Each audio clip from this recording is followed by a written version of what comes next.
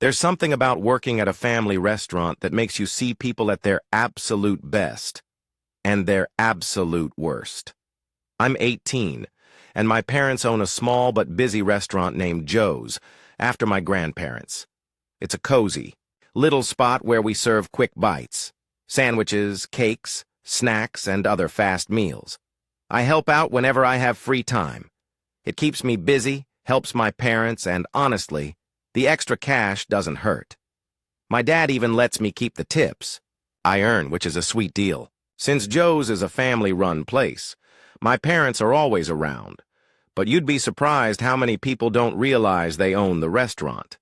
Most of the regular customers just assume they're employees, and my parents never bother correcting them unless necessary. Weekends are always crazy at Joe's. The small dining area fills up quickly, orders keep coming in, and we hustle to keep things running smoothly.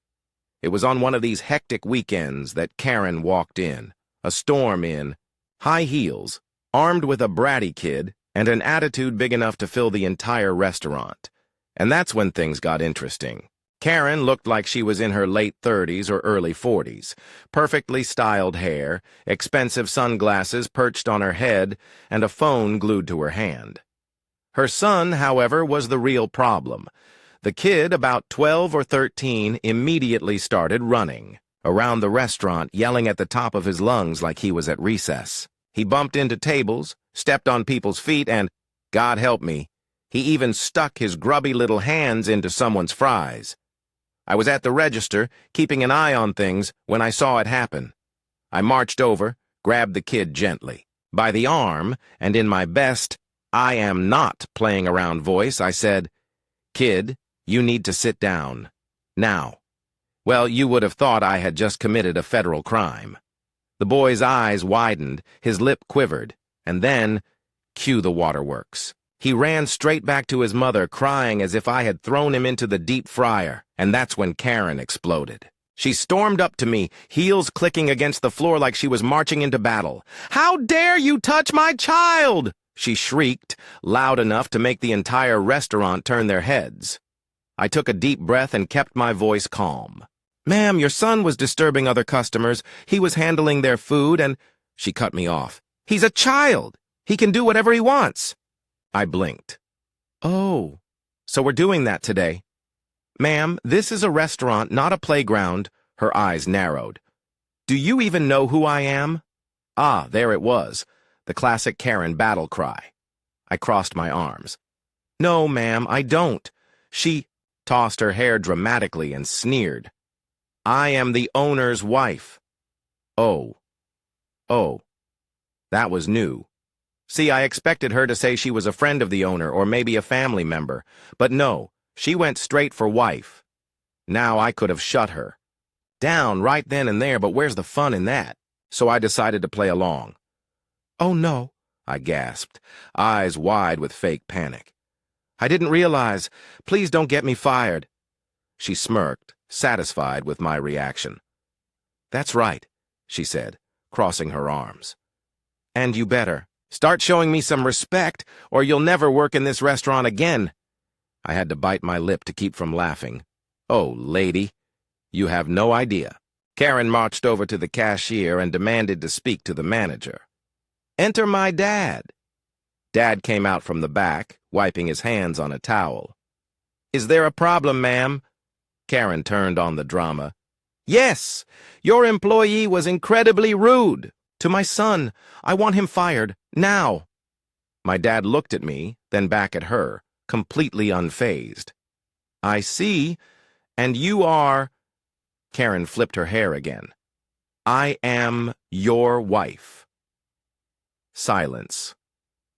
My dad stared at her. I stared at her. The entire restaurant was holding their breath, and then Dad burst out laughing. Karen's face twisted in confusion. "What's so funny?" Still chuckling, my dad shook his head.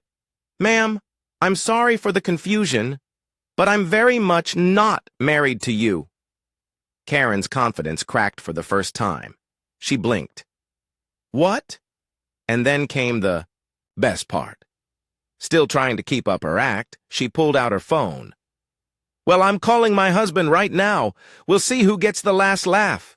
She dialed the number posted on the restaurant's front board, the official number for Joe's. My dad's phone rang. Right, in front of her. Karen's face drained of all color. Her jaw dropped. Dad pulled his phone out of his pocket, held it up, and answered, "Joe's owner speaking. How can I help you? How can I—" At that moment, you could hear a pin drop in the restaurant.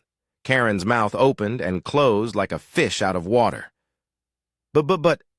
She turned to look at me, realizing the mistake she'd made, and that's when I lost it. I couldn't hold back anymore. I started laughing so hard I had to lean against the counter. Customers were snickering, waiters were grinning, and Karen looked like she wanted the ground to swallow her whole. Just then her food was finally ready, but Karen was so embarrassed she didn't even take it. Instead, she grabbed her son's arm and bolted for the door. The kid, still whining, stumbled behind her as she practically sprinted out of the restaurant. The moment the door shut behind her, the entire place erupted in laughter. I turned to my dad, who was still shaking his head. "So, you got remarried and didn't tell me?" I joked. He grinned. "Guess I forgot to send you an invite. We still laugh about it to this day." Moral of the story: if you're gonna lie, maybe don't pretend to be married to the actual owner of the business. It might just backfire. Spectacularly, thank you for watching. If you haven't subscribed yet, please do so and hit the notification bell to stay updated with more shocking real-life stories happening around you.